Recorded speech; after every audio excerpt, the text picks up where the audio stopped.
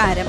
നേര്യമംഗലം കാഞ്ഞിരവേലിൽ വയോധികയെ ആന ആക്രമിച്ച് കൊലപ്പെടുത്തിയ സംഭവത്തിൽ BJP നേര്യമംഗലം ഫോറസ്റ്റ് സ്റ്റേഷൻ ഉപരോധിച്ചു. BJPയുടെ ജില്ലാ സംസ്ഥാന നേതാക്കൾ ഉപരോധത്തിൽ പങ്കെടുത്തു. മരണം നടന്നിട്ട് മണിക്കൂറുകൾ കഴിഞ്ഞിട്ട് പോലും നമ്മുടെ ഈ റേഞ്ച് ഓഫീസിൽ നിന്ന് സംഭവ സ്ഥലത്തെത്തുവാൻ ഇവിടുത്തെ ഉദ്യോഗസ്ഥന്മാർക്ക് കഴിഞ്ഞിട്ടില്ല എന്ന് മാത്രമല്ല, അതിനെക്കുറിച്ച് അന്വേഷിക്കുവാൻ ഇവർ തയ്യാറില്ലാത്ത ഒരവസ്ഥയാണ്.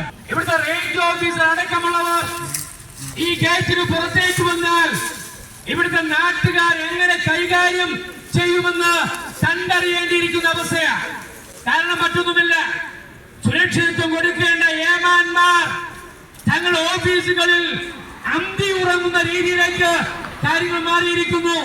ഫോറസ്റ്റ് റേഞ്ച് ഓഫീസർ അടക്കമുള്ളവർ എന്തിനാണ് ഈ പ്രദേശത്ത് ഈ ഓഫീസിൽ വസിക്കുന്നത് എന്നാണ് ഞങ്ങൾക്ക് ചോദിക്കുവാനുള്ളത്. നമുക്ക് ജീവിക്കണ്ടേ?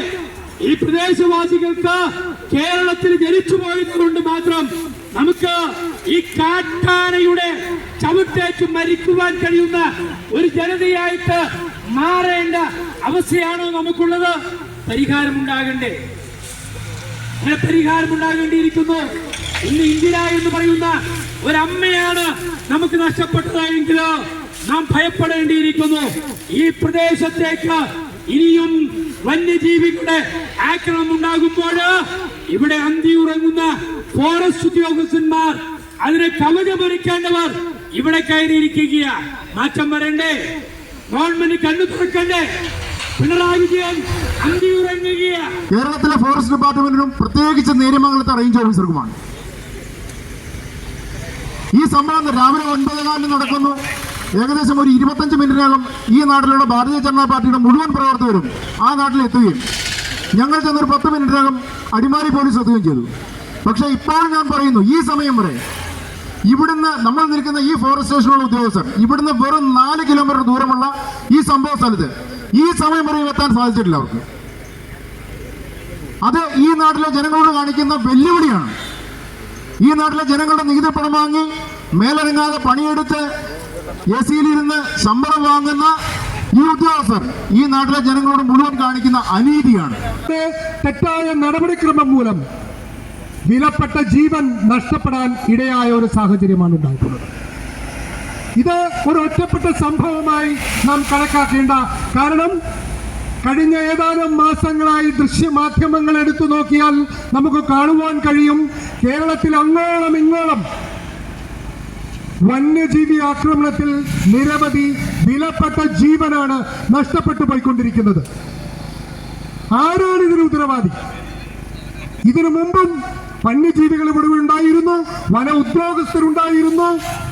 പക്ഷേ ഇത്രയധികം ആളുകൾ കൊല്ലപ്പെട്ടതായി ചരിത്രത്തിൽ എവിടെയും രേഖപ്പെടുത്തിയിട്ടില്ല. ഇവരെ നിയന്ത്രിക്കുന്ന ഈ ഉദ്യോഗസ്ഥ വൃന്ദത്തെ നിയന്ത്രിക്കുന്ന കേരളത്തിന്റെ വനം വന്യവകുപ്പ് മന്ത്രി കുറെ കാലമായി ശീതള ചായയിൽ മയക്കത്തിലാണ്. ഈ വനത്തിൽ കയറി കന്നുകാലിക്ക് പുല്ല് വെട്ടുന്നവന്റെയും കഞ്ഞി വെക്കുന്നവന് വിറക് ശേഖരിക്കാൻ പോകുന്നവന്റെയും പിന്നാലെ പോകുന്നു ഈ ഫോറസ്റ്റ് ഉദ്യോഗസ്ഥൻ. അവരിൽ ചില ഉത്തരവാദിത്തങ്ങൾ നിക്ഷിപ്തമായിട്ടുണ്ട്.